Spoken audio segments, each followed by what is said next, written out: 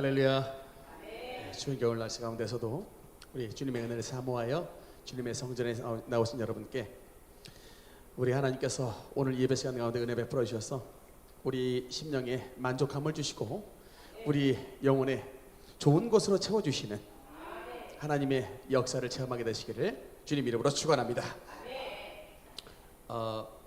요새 기독교 방송 가운데 프로그램 제목이 롬828이라는 프로그램이 있습니다. 여러분 들어보셨어요? 네. 하나님을 사랑하는 자 곧 그의 뜻대로 부르심을 입은 자들에게는 모든 것이 합력하여 선을 이루느니라. 지금 우리가 붙잡아야 될 말씀이 바로 이 말씀이 아닌가 싶습니다. 지금 우리 대한민국에 예기치 못한 계엄 사태로 인해서 굉장한 혼란과 어려움이 지금 진행이 되고 있습니다. 저도 뉴스를 좀 잘 보는 편인데 되도록이면 조금 잘 안 보려고 그래요. 이게 보다 보면 이게 심령이 상하는 게 일들이 많이 생기다 보니까 성경에도 보면은 그 롯이 소돔에 있을 때 날마다 저들의 불법한 행동을 그 롯이 들음으로 그 의로운 심령이 상하였다라는 말씀이 나옵니다. 그러니까 이게 롯이 아브라함의 조카로서 굉장히 믿음 좋은 사람이었고 성경에서 의인으로 기록된 사람이지만 그 소돔에 살 때에 이게 나쁜 얘기를 많이 듣다 보니까 심령이 상하여 참 마지막 말미의 모습이 좋지 않은 모습으로 마감을 졌는데, 여러분 그래서 우리가 참 신앙생활을 하려고 하는 것은 우리가 어떤 말씀과 어떤 것을 우리 담느냐에 달려있는 것 같습니다. 제가 항상 강조하는 게 큐티 말씀 항상 보내드리잖아요. 여러분 그러니까 그 이유가 뭐냐면 우리의 영의 그릇에 하나님의 말씀을 담자고 하는 것입니다. 이런 것을 담지 않으면요, 우리가 맨날 유튜브 보고 맨날 그냥 헛된 것들 많이 바라보다 보면 우리는 그릇이기 때문에 자꾸 나쁜 것들 담다 보면 우리의 그릇이 오염이 되게 돼 있어서 나쁜 세상의 음악들 많이 듣다 보면 내 영혼이 오염이 되고 나쁜 세상의 소식들 많이 듣다 보면 내 마음이 막 울분으로 차게 되고, 예, 그렇습니다. 그래서 항상 우리가 하나님의 아름다운 찬양과 하나님의 말씀과 하나님을 향한 기도로서 우리 영혼을 채울 때에 우리가 주님 안에서 바르게 살게 되게 되는 것입니다. 그래서 여러분 우리가 참 나쁜 소식이 들려오는 이때이지만 우리가 하나님을 사랑하는 자 곧 여러분 하나님을 사랑하는 자 곧 그의 뜻대로 부르심을 입은 자들에게는 어떻게 된다고요? 모든 것이 이런 나쁘게 벌어진 모든 일까지 모든 것이 합력하여 선을 이루느니라. 여러분 그래서 비록 우리에게 지금 우리나라에 나쁜 일이 일어났지만 우리가 주님 안에서 주님을 더 사랑하는 자가 되면 하나님은 이런 나쁜 재료도 들어서 하나님의 아름다운 선을 이루실 줄 믿으시기 바랍니다.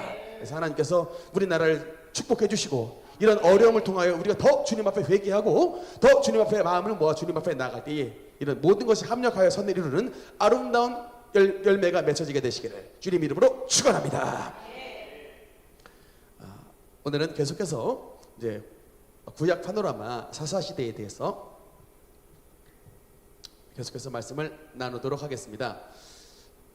간단하게 복습을 하겠습니다. 사사기 사이클 5가지의 사이클이죠. 첫 번째 범죄, 두 번째 범죄를 저질렀을 때 두 번째가 나타났던 게 뭡니까?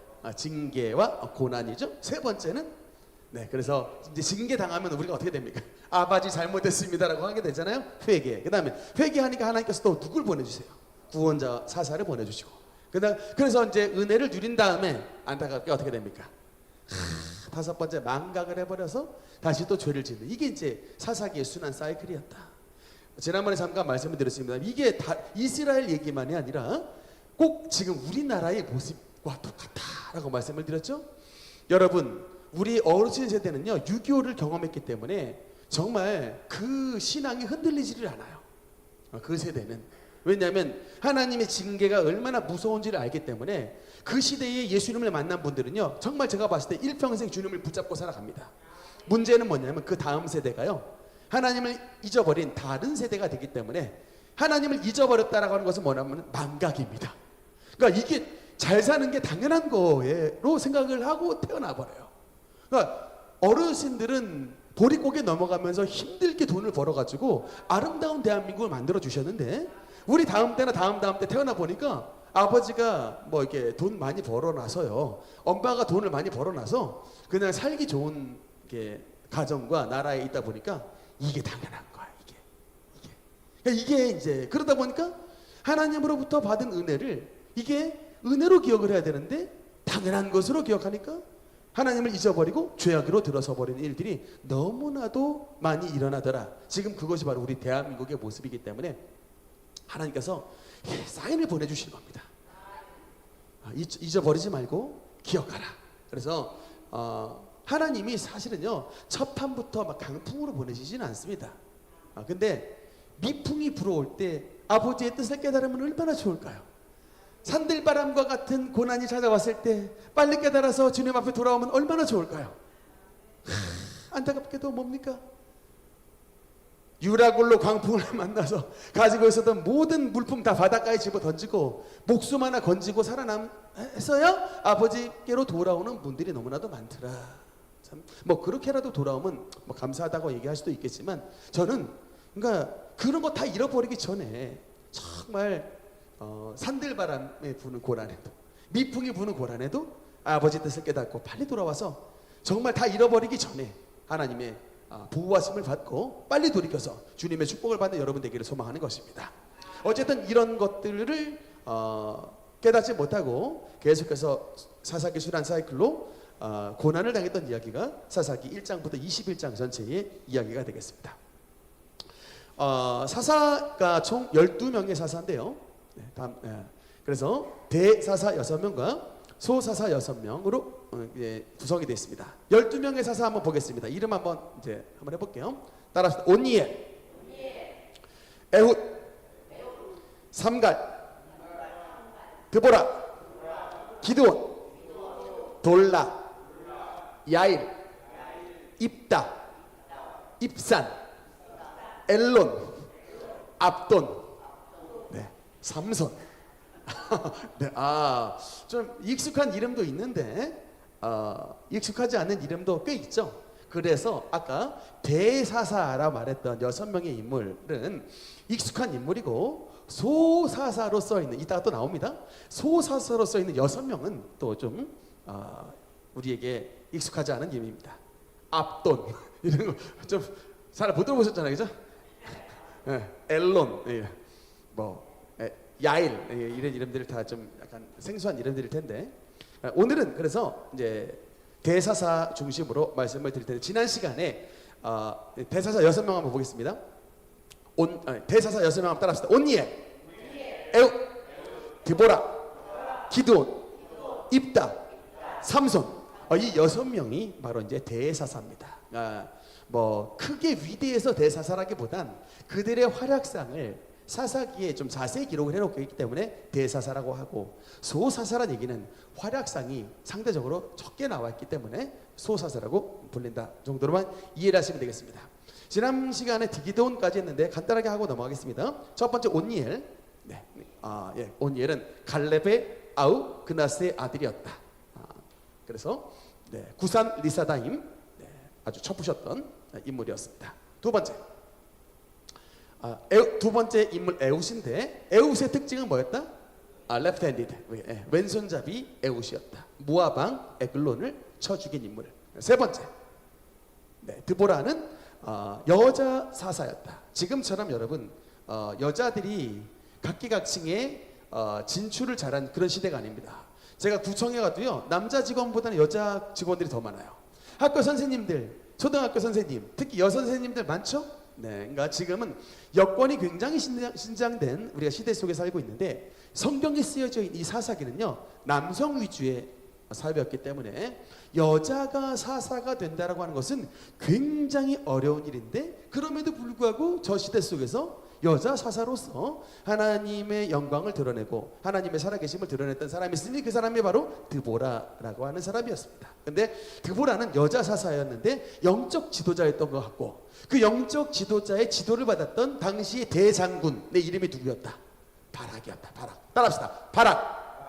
바락. 그래서 이게 히브리서 말씀에 보면 이 바락도 믿음의 사람이었다라고 쓰여져 있어요. 그리고 사무엘상에 보면은 사무엘 선지자가 바락을 베단으로 말을 합니다. 같은 인물이에요.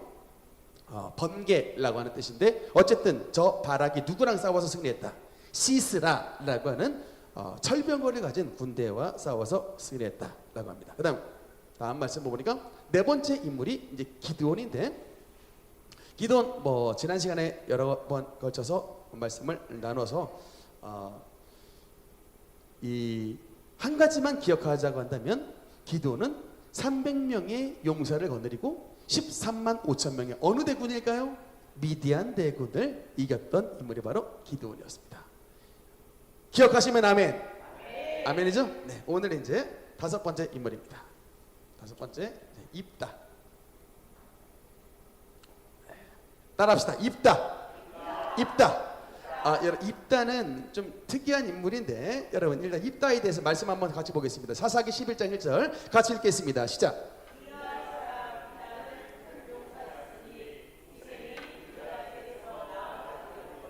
아멘.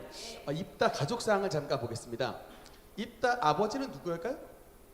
오늘 성경에 보니까 길르앗.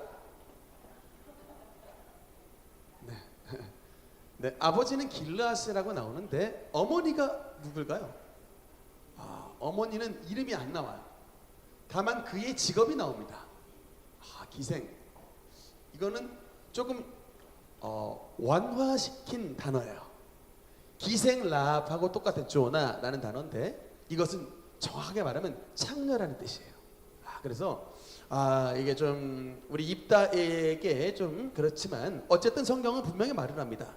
아버지 길르앗이 그냥 이게 당시에 몸 파는 여인과 관계를 맺어서 낳았던 사람이 바로 입다였는데, 정실 부인이 있겠죠? 정실 본처가 있을 겁니다. 근데 본처에서 낳았던 소생들이, 형님들이 입다를 집안에서 이쁘게 키웠을까요? 아니었을까요? 당연히 여기서 새드 스토리 아시죠? 홍길동전 다 비슷합니다. 어쨌든 그래서 입다를 집안에서 쫓아내버려가지고 방황을 했던 인물이었는데, 참 여러분, 그러니까 성경은 여러분 이게 너무 가정탓만 하지 말라니까요. 어머니가요 기생이셨고, 그리고 그 집안에서 힘들게 있다가 집안에서 쫓겨났던 사람도 사사로 하나님께서 들어서 사용하시면 하시더라는 겁니다. 그러니까 우리 가정 상황들 입다보다 상황 다 괜찮잖아요. 그러니까 너무 가정 탓을 많이 하는 우리 청년들, 어린 아이들이 있는 것 같은데, 왜 우리 집은 돈이 이렇게 없어가지고 남들보다 뭐 이렇게 살게 합니까? 껐딱하면 막 볼멘 소리 하는 자식들이 있는 것 같은데, 그럴 때마다 성경을 펴주세요, 여러분. 사사기 11장 1절 말씀을, 야 이 놈의 자식아, 성경에서 입다는 우리보다 더 어려운 환경 가운데서 자랐지만 이렇게 훌륭하게 난 사람도 있느니라. 여러분, 그 말씀을 좀 해주셔야 돼. 성경을 잘하면 이게 적재적소에 좀 사용을 하실 줄 알아야 되는데, 어쨌든 이런 환경 가운데 자랐지만 그럼에도 불구하고 능력이 있었던 사람이었어요. 그래서 이제 나중에 이 길르앗의 장로들이 머리를 숙입니다. 이렇게 머리를 숙이고, 왜냐? 누가 쳐들어왔어요? 암몬 군대가, 하여튼 여러분 이 암몬이란 나라가 어디냐면요, 아까 말씀드렸던 롯 있죠. 롯의 후손 중에 하나가 세웠던 나라가 암몬이에요. 또 하나 더 어느 나라일까요? 모압. 다시 한번, 모압, 암몬.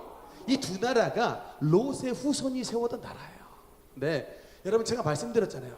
하나님께서 왜 아브라함과 사라를 갈대아 우르에서 떠나갈 때에 너의 본토 친척 아버지의 집을 떠나 내가 내게 지시한 땅으로 가라 했을 때 왜 친척을 데리고 가지 말라고 했느냐?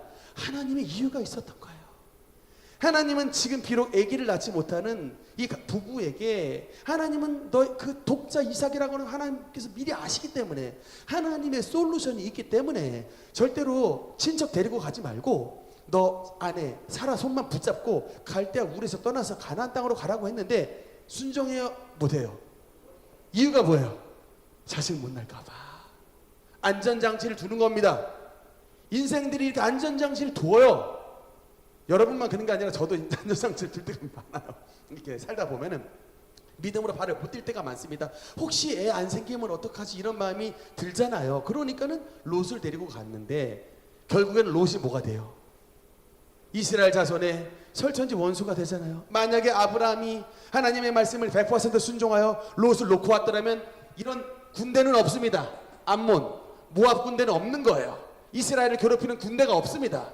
하나님께서 아시지만 이게 그래서 놓고 가라고 했는데 불순종은요 대가를 지불합니다. 여러분 이걸 아셔야 돼요. 불순종이 대가를 안 지불하고 넘어갈 줄 알죠? 우리의 불순종은 반드시 불순종에 대한 대가를 지불하게 돼 있어요. 하나님이 짝하시지 않은 사람과 결혼했다. 이거 대가를 지불하게 돼 있어요.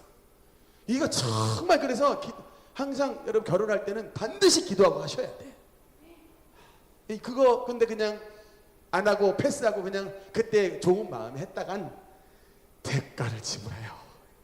근데 어쨌든 이 암몬이라고 하는 이 롯의 후손이 무지하게 이 입다의 이스라엘 나라를 괴롭혔는데 이때 장로들이 드디어 머리를 숙입니다. 이때 여러분 사실은 길르앗에서 아버지가 길르앗인데 땅 지방 이름이 길르앗이에요. 입다의 아버지 길르앗은 유지였다 아니었다? 엄청난 유지야. 왜? 입다가 살았던 지방이 길르앗 지방인데 그 지방의 이름이 입다의 아버지의 이름이에요. 그 정도로 어마어마한 유지입니다. 그런데도 불구하고 아버지가 참 박절하시지. 본처 자식들만 이렇게 하고 그냥 이놈은 자기의 어떤 사생아 취급을 해가지고 쫓아내버렸을 거예요. 근데 이 쫓아냈던 자식이 갑자기 하나의 게릴라 부대를 만들더니 엄청나게 전투력이 강한 하나의 그냥 대부대를 만드는 거예요. 게릴라 부대를. 그러니까는 싸움을 어마어마하게 잘하니까 결국에 누가 머리를 숙였냐면 집안에서 쫓겨났는데 동조했던 길르앗의 장로들이 유지들이 입다에게 와서 머리를 숙입니다. 제발 와서 우리를 도와주세요. 여러분 이게 정치판이에요. 정치판. 그러니까 여러분 정치판은요 의리고 뭐고 없는 거예요. 그냥 어려움 당하면 힘센 사람한테 붙게끔 돼 있습니다. 뭐 요새 뭐 검찰 개혁들 이런 거 나오는데 한번 두고 보세요. 스탠스가 바뀔 겁니다. 이게 뭐 여러분 한번 앞으로 검찰의 모습이 어떻게 바뀔 것인가 이번 사태 때 이게 이 지금 권력을 잃어버린 이 상황에서 정말 한번 지켜보시기 바랍니다. 저는 여러분께 한번 말씀을 드리고 싶어요. 어떻게 달라지는지를 한번 보셔라. 틀림없습니다. 하여튼 보세요. 하여튼 제가 보는 관점이 맞나 틀리나를 한번 보세요. 무조건 권력을 따라 움직이게 돼 있는 거예요. 이게 정치는 그래요. 입다가 이 권력이 세니까 자기 집안에 쫓아냈던 이 장로들이 와가지고 고개를 숙입니다. 그래가지고 결국에는 입다가 뭐가 됐냐면 길르앗 지방의 머리가 돼버립니다. 대표가 되는 거예요. 그러니까 여러분, 그러니까 이게 대표가 돼서 누구랑 싸우느냐? 이제 암몬하고 싸우는데 암몬하고 싸울 때 이때의 입다의 입장에서 걱정이 드는 겁니다. 이 전쟁을 나가려고 하는데 하나님을 믿는 신앙이 있는데 그때에 이제 하나님을 믿는 신앙이 있을 때에 주님 앞에 잘못 서원했던 서원의 주제가 뭐예요? 이때가 여러분 암몬과 싸워서 날 이기게 하시면 뭐라고 서원합니까? 입다가 우리 집안에서 제일 먼저 영접하는 자를 내가 하나님 앞에 뭐로 드리리이다? 번제로 드리리이다.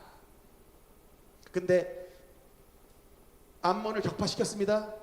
암몬을 격파시키고 승리를 쟁취했어요. 하나님 앞에 약속했던 거 있죠. 집에 딱 도착을 했는데 누가 영접을 하러 나왔습니까? 제일 먼저 외동딸이. 그래서 그 외동딸을 여기서 이제 사실은 학설이 두 가지로 나눠요. 그래서 외동딸을 진짜 킬 해가지고 번제로 바쳤다. 1번. 그 다음에 요새는 근데 이런 설교를 잘 안 하시더라고요. 제가 여러 목사님의 설교를 많이 들어봤는데 어떻게 하나님의 성령을 받은 입다가 이거 사람을 번제로 드릴 수가 있냐? 그래서 번제로 드렸다는 것은 우리 로마서 12장 2절에 나오는 말씀처럼 너희 몸을 하나님이 기뻐하시는 거룩한 산 제사로 드리라. 산 제물로 드리라. 그래서 입다의 딸내미가 죽은 게 아니라 하나님의 성전에서 평생 처녀로 살면서 주님 앞에 삶을 드린 그렇게 삶을 살다 갔다라고 이제 이렇게 말하는 학설이 두 가지가 있는데 여러분은 뭘 믿고 싶어요? 2번을 믿고 싶죠. 그냥 2번이 믿고 싶지만 제가 봤을 때는 1번이에요. 그냥 진짜 이게 드렸다라고 보여집니다. 하여튼 뭐 근데 그건 하나님 나라에 가서 확인해 봐야겠지만 어쨌든 저는 그렇게 보여집니다. 근데 놀랍게도 근데 여러분 입다가 사사기 11장에 믿음의 명예의 전당에 입다가 이름이 나와요. 입다라는 인물이 이렇게 경솔하게 서원을 해가지고 잘못한 것 같지만 입다라는 인물이 명예의 전당에 이름이 들어 있습니다. 그러면 하나님께서 특별히 이 입다를 히브리서 11장에 그 믿음장에 그 이름을 넣으신 이유가 뭘까요? 넣으신 이유가 뭘까요? 서원에 대한 이유예요. 서원이 포인트예요.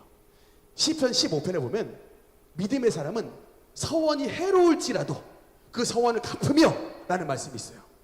그러니까 여러분 이게 무슨 말이냐, 이 입다가 굉장히 서원을 경솔하게 했고 하나님만 보단 서원을 한 건데 그럼에도 불구하고 물려버리질 않았다는 거예요. 하나님을 진짜 믿는 믿음으로 이걸 시행했고, 그리고 입다의 딸내미는 제가 봤을 때는 예수 그리스도의 예표가 되는 인물 같아요. 그냥 그것을 시행하라고 자기의 몸을 또 아버지께 맡깁니다.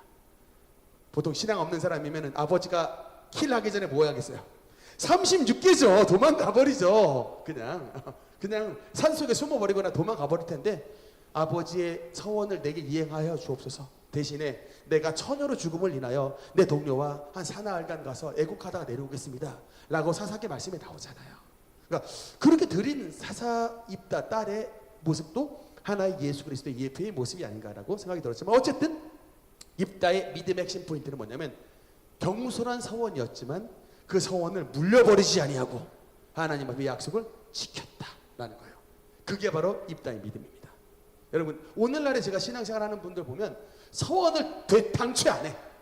서원이 뭐예요? 라고 물어보는 분들이 많아요. 옛날에 70년대는요 뭐 그러거나 말거나 일단 막 서원 많이 했다니까요.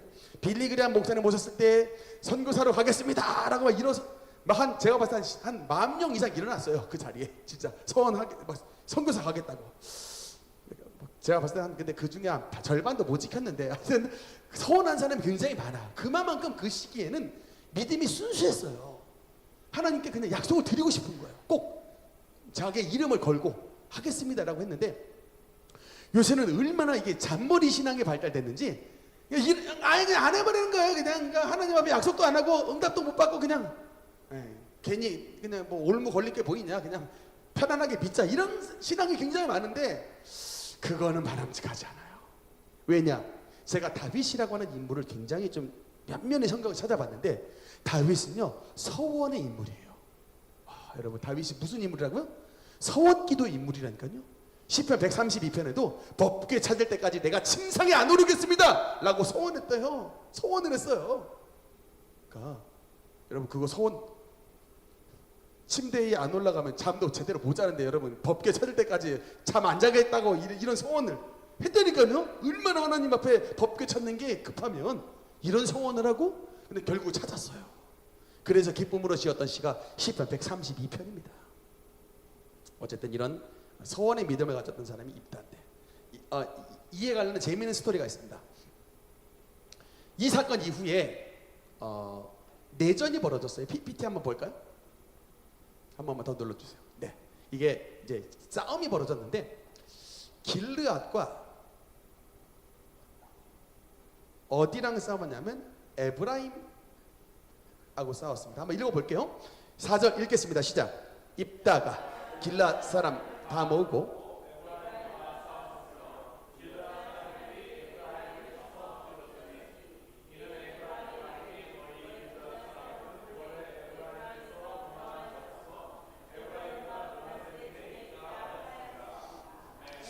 여러분 이게 무슨 말씀인지 알겠죠? 지금 이제 무시라는 말을 하는 겁니다. 야, 니들 길르아, 니들 원래 우리 에브라임 꼬붕이었잖아. 니들 에브라임 꼬붕으로 살다가 니들 저기 도망가가지고 니들 이거 길르앗에서 살고 있는 주제에 니들이 뭐 전쟁 일으킨다고? 라고 하면서 지금 이제 겁나 무시하는 말을 지금 확 해버린 거예요.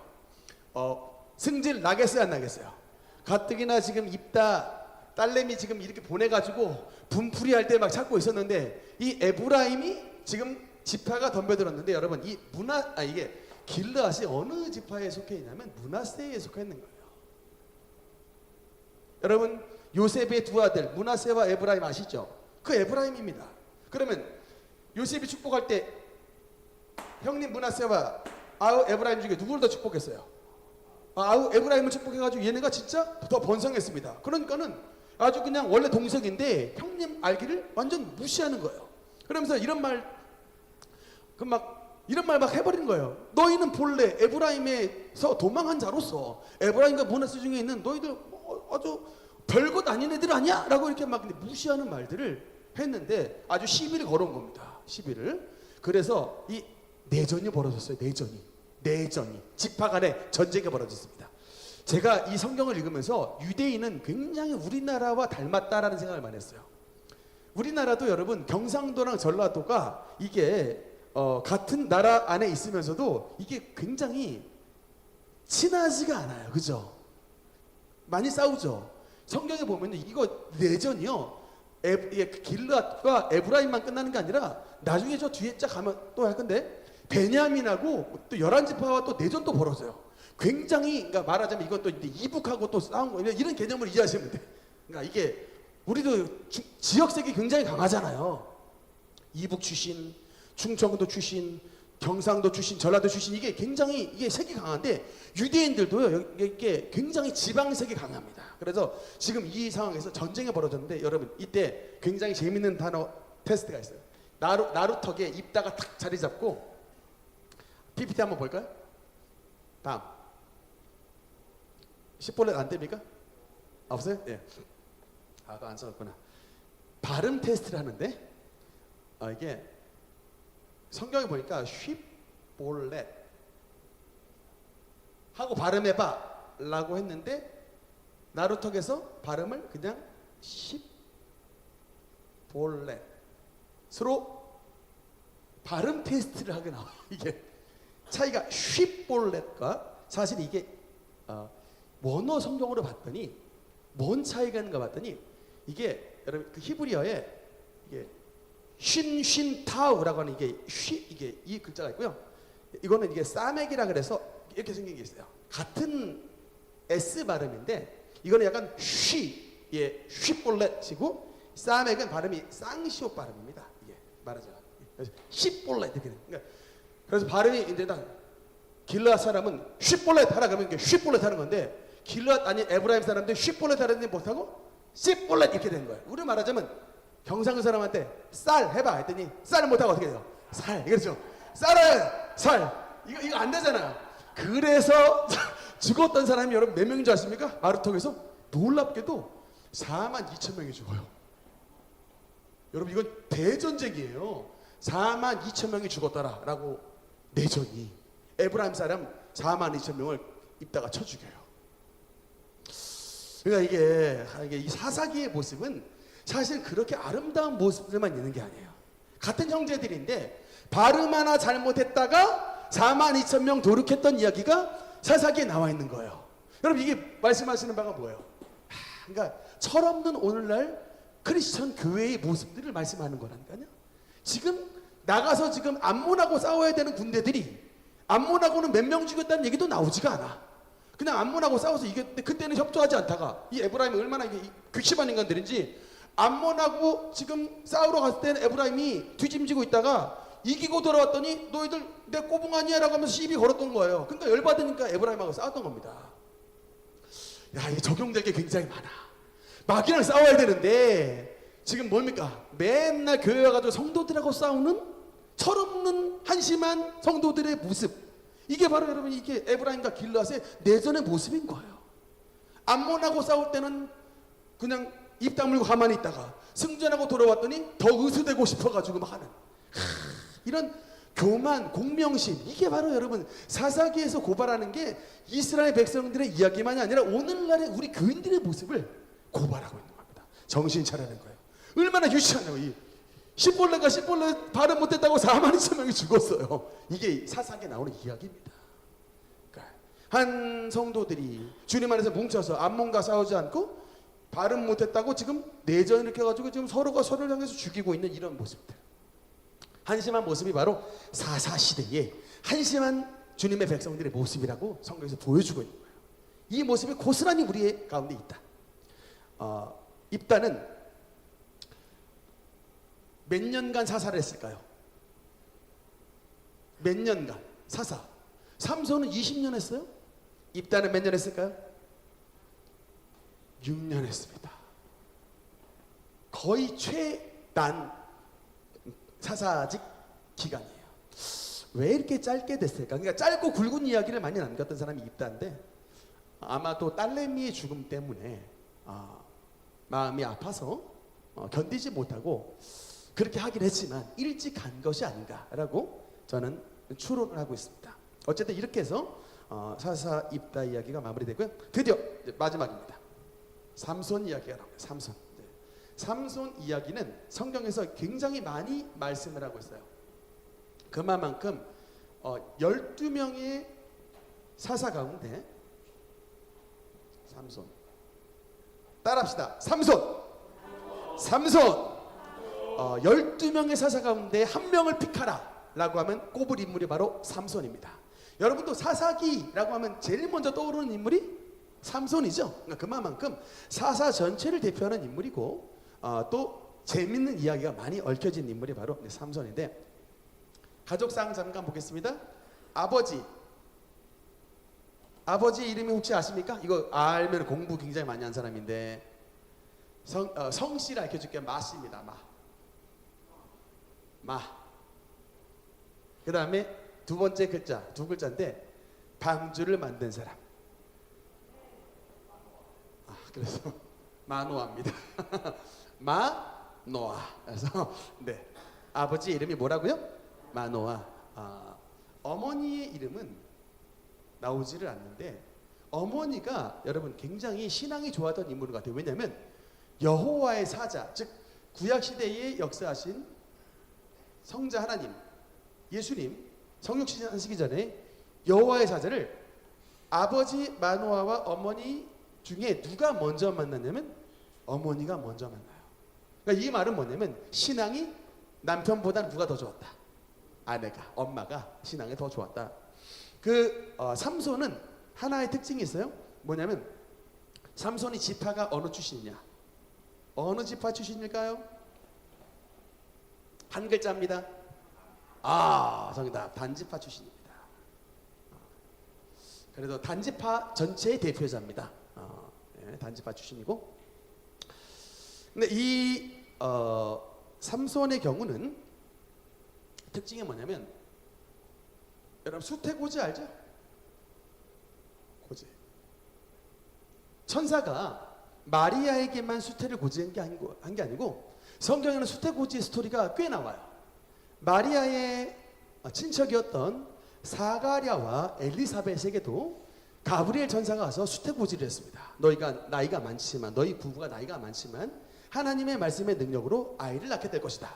거기서 나왔던 아들의 이름이 뭐예요? 세례 요한이죠. 사가랴와 엘리사벳의 아들이 세례. 근데 이 가브리엘이 사가랴 부부에게도 수태를 고지했고 뿐만 아니라 구약 시대에 수태고지 두 명의 인물인데 하나가 아브라함 부부에게 내년 이맘때에 아들 이삭이 있으리라고 천사가 가서 수태고지가 뭐예요? 임신할 것을 미리 어나운스 해줬다라고 하는 얘기입니다. 근데 그 얘기를 누구에게도 하냐면 천사가 나타나서 마노아와 그의 어머니에게도 수태를 고지해요. 아들을 낳을 것이다. 아들을 낳을 것인데 뭘 하지 마라. 네. 첫째, 포도주나 독주 마시지 말고. 두 번째는 삭도 대지 말라라고 하죠. 이게 무슨 의미입니까? 포도주나 독주 마시지 말고 삭도를 머리에 대지 말라라고 하는 것은 민수기의 용어로 말하면 어떤 사람이라는 거예요? 너는 태어날 때부터 모릅니까? 나시린. 따라합시다. 나시린이 된 거예요. 나시린은 세 가지를 하면 안 돼요. 포도주와 독주를 마시면 안 되고, 두 번째는 삭도를 대면 안 되고, 세 번째 뭐 하면 안 됩니까? 세 번째, 시체를 가까이 하면 안 돼요. 시체를 만지면 안 돼요. 세 가지의 규례가 있습니다. 3대 나시린이 있어요. 첫 번째가 삼손, 두 번째가 한나가 서운하잖아요. 삭도를 대지 않겠나이다. 두 번째 인물 사무엘, 세 번째가 세례 요한입니다. 그래서 이 세 명의 인물이 3대 나시린인데 어쨌든 이 삼손이 나시린으로 고지가 됐고 그런데 이렇게 구별되어서 났던 삼손이었지만 안타깝게도 삶이 조금 문제가 많았어요. 일단 삼손의 장점, 강점, 특징이라고 하죠. 삼손의 특징이 뭡니까? 힘이, 파워예요. 힘이 엄청나게 셌다. 그래서 그 예가 하나 나옵니다. 딥나의 포도원에서 뭐가 출현해요? 사자가 나타나는데 사자. 저 동물의 왕국 무슨 벌꿀 오소리 이런 것 좀 가끔 보는데 사자 여러분 무지하게 힘세요. 특히 여러분 이 숫사자의 경우는요. 제가 한번 보니까 등치가 막 한 1톤, 2톤만한 이 막 물소 있잖아요. 그것도 그냥 올라타 가지고 확 그냥 쓰러뜨려 가지고 잡아 먹어버리는 게 사자예요. 근데 이 젊은 숫사자를 여러분 성경에 보니까 삼손이 어떻게 해버렸냐면 어린 염소 새끼를 찢음같이 찢어버렸다. 그냥 동네 발발이 그냥 갖고 놀듯이 갖고 놀아버린 게 삼손이에요. 그러니까 성경이 정황무원책이니까 하나님께서 우리에게 권능을 주시면 그러니까 영적인 파워나 또 육적 파워도 이런 능력을 주신다는 것이 성경의 진리입니다. 그러니까 하나님이 우리의 역사해 주시면 우리를 어떻게 주신다는 거예요? 강하게 하신다는 거예요. 사자를 무서워하지 않는 강함을 주신다. 여러분 근데 이 문제가 뭐냐면 약점이 있었어요. 삼손의 약점이 뭡니까? 뭐에 약해? 사자보다 강하나 여인에게 약합니다. 사자보다 강하나 여인에겐 약함. 사자보다 강하지만 여인에게 약한 자가 바로 삼손인데 성경에 보니까 삼손과 관련된 여자가 3명이 나와요. 세 명의 여인. 딥나 여인. 2번 가사의 기생. 3번 유명한 들릴라. 여러분 이 3명 딥나의 여인과 가사의 기생과 들릴라 이 3명의 여인의 특징이 뭘까요? 전부 블레셋 이방 여인이었어요. 전부 블레셋 이방 여인이어서 블레셋 이방 여인을 에게 약했던. 그러니까 하나님께서 이스라엘의 사사였는데도 불구하고 이 이방 여인을 사랑했던 이 삼손 때문에 계속해서 이제 블레셋과의 전쟁이 벌어지게 되고 하나님께서 물론 이것을 합력하여서 블레셋과의 싸움을 하게 했던 그 동기가 됐다라는 말씀이 성경에도 나와 있지만 어쨌든 이 삼손이라고 하는 인물은 굉장히 좀 여인에 약했다. 근데 그래도 뭐가 또 있었냐면요. 삼손은 신앙은 또 있는 인물이었어요. 삼손과 얽혀진 2가지의 지명이 있습니다. 라맛 레히, 엔학 고레. 따라합시다. 라맛 레히, 엔학 고레. 이게 2개의 지명이 나오는데 라맛 레이가 뭘까요? 이게 턱뼈의 산 이런 뜻이에요. 블레셋 애들이 쳐들어왔을 때 삼손이 무기가 없어요. 왜냐면 잡혔다가 이렇게 탁 부러지는 바람에. 근데 딱 보니까 땅바닥에 뭐가 떨어지냐면 나귀 턱뼈가 있는 거예요. 나귀 턱뼈를 집어들고 나귀 턱뼈가 근데 여러분 세답니다. 이게 빠개지지가 않는데 뼈가 굉장히 세다. 이 나귀 턱뼈를 들고 블레셋 사람을 쳐 죽였어요. 그런데 얼마나 많이 쳐 죽였냐면 그 시체가 산으로 쌓인 거예요. 그래서 턱뼈의 산이라고 하는 라맛 레히라는 이름을 붙인 거예요.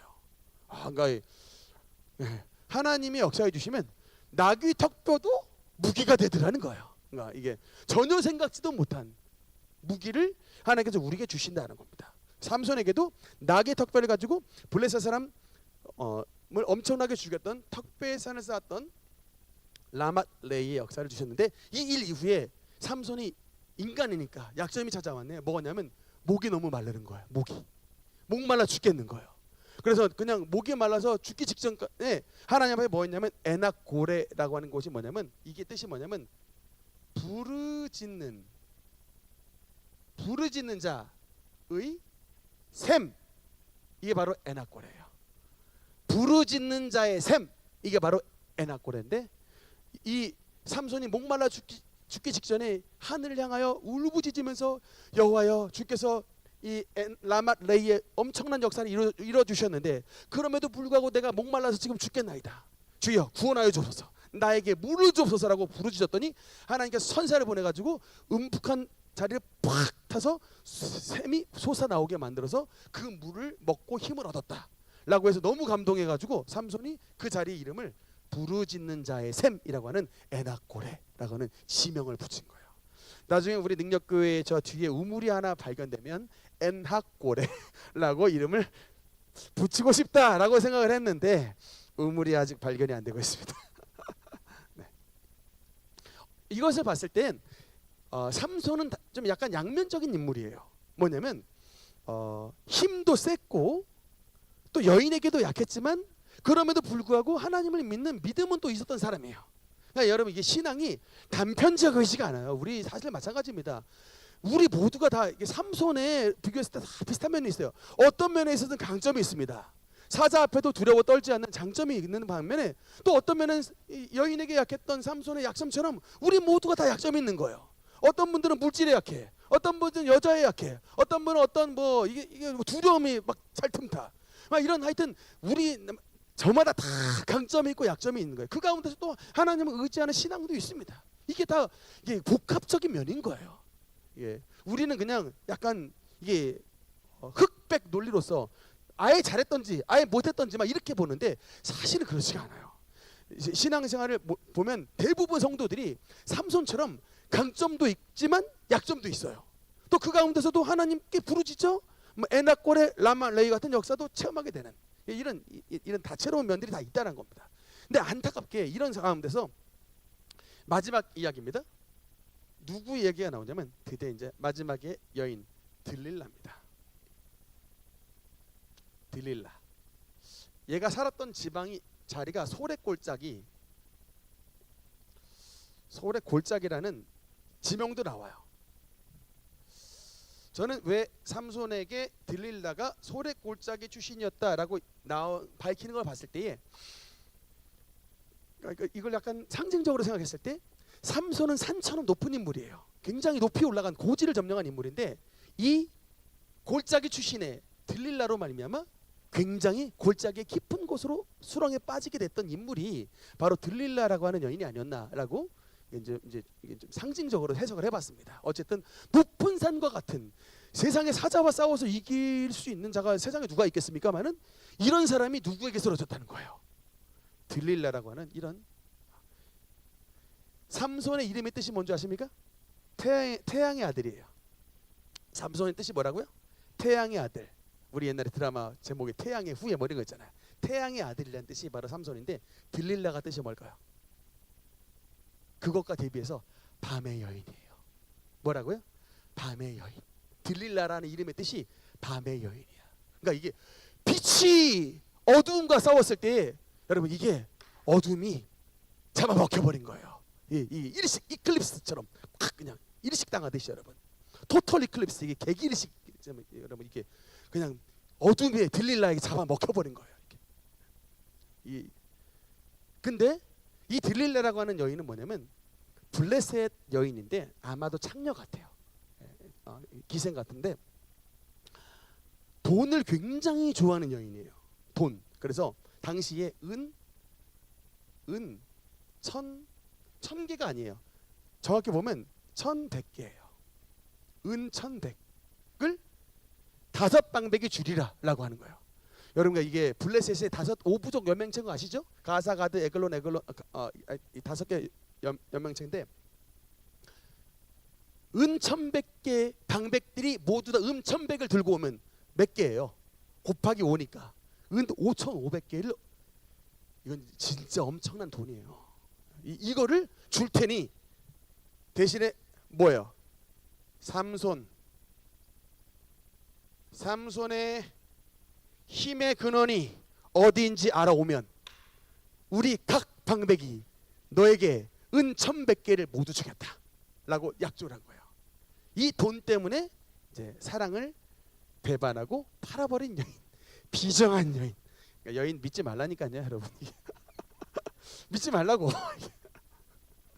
예, 들릴랍니다. 이게 무서운 여인이죠.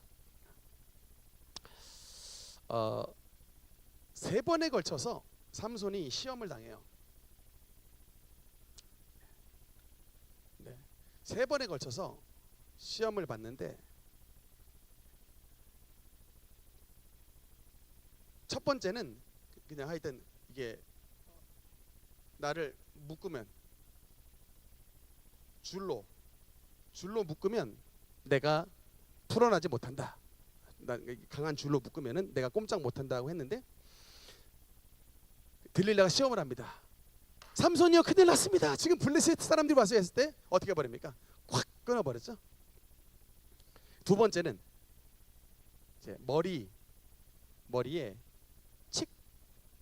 칙 해가지고 머리에 얽혀주면 내가 꼼짝을 못한다라고 했는데, 또 두 번째도 삼손이요, 또 블레셋 사람들이 왔습니다 했더니 바로 그냥 탁 풀어버리고 일어나 버렸습니다. 그래서 뭐라 그래요? 당신이 나에게 비밀을 안 알려준 거 보니까 나를 사랑하지 않는 게 분명합니다. 그러니까 여러분, 제가 진짜 하나 팁을 말씀드리고 싶은 게 뭐냐면, 뭐 물에 빠지면 뭐 누구 건질래 이런 거 말하는 여인은 그건 제가 봤을 땐 들릴랄 거예요. 물에 빠지면 누구 건질 거냐 맨날 이거 묻는 사람들 들릴랄 거야. 그러니까 이제 그러니까 성경에 미리 말한다니까. 이렇게 말하는 의도들이 다 있는 거예요. 의도들이. 그런데도 이제 또 속았는데, 이제 빨리 얘 들리라는 지금 은 5,500개 지금 얻으려고 지금 이것만 신경 쓰고 어떻게 하면 이거 삼손의 힘 밝혀야 되는데 지금 두 번째까지 실패했잖아요.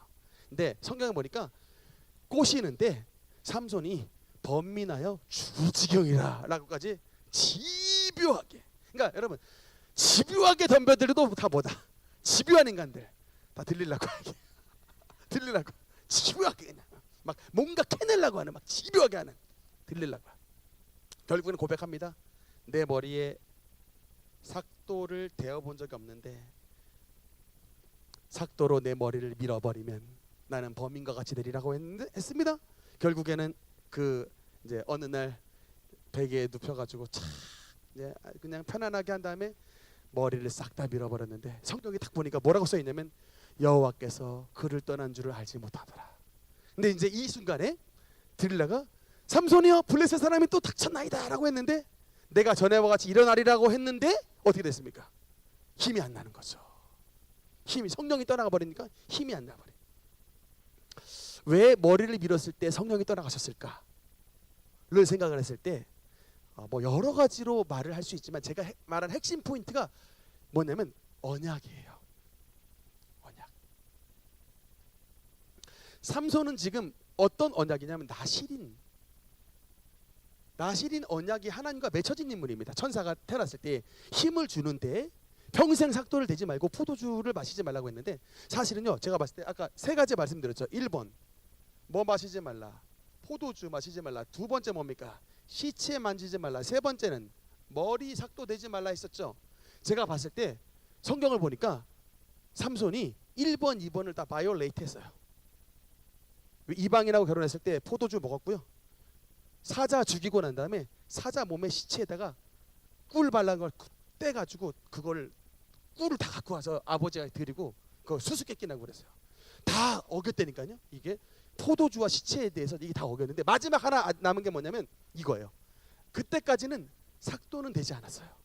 근데 마지막에 들릴라 만나서 삭도를 되어버린 순간 뭐가 깨진 거예요? 아버지와 맺은 나실인 서약이 완전히 파기가 됐던 거예요. 여러분, 언약적 관점에서 보셔야 돼. 하나님과의 맺은 이 천사와 수태고지 있을 때 맺었던 이 힘의 약속의 언약이 파기가 된 순간 끝나버린 거예요. 두 번째까지 봐주셨는데 삼진아웃 당한 겁니다. 그래서 결국에는 이제 블레셋에 잡혀가서 어디에? 가사 지방에 연자 맷돌 돌리는 짐승 됐죠? 여러분, 저 가사가 지금 이스라엘과 하마스 전쟁에 나왔던 가자지구 여기에요. 가사예요. 그 옛날 3,500년 전 삼손이 이게 맷돌 돌렸던 지방이 블레셋 지방이 바로 가사예요. 가사 지방입니다. 근데 성경에 보니까 마지막에 그럼에도 불구하고 삼손이 감옥 안에 들어갔을 때 뭐 했더라?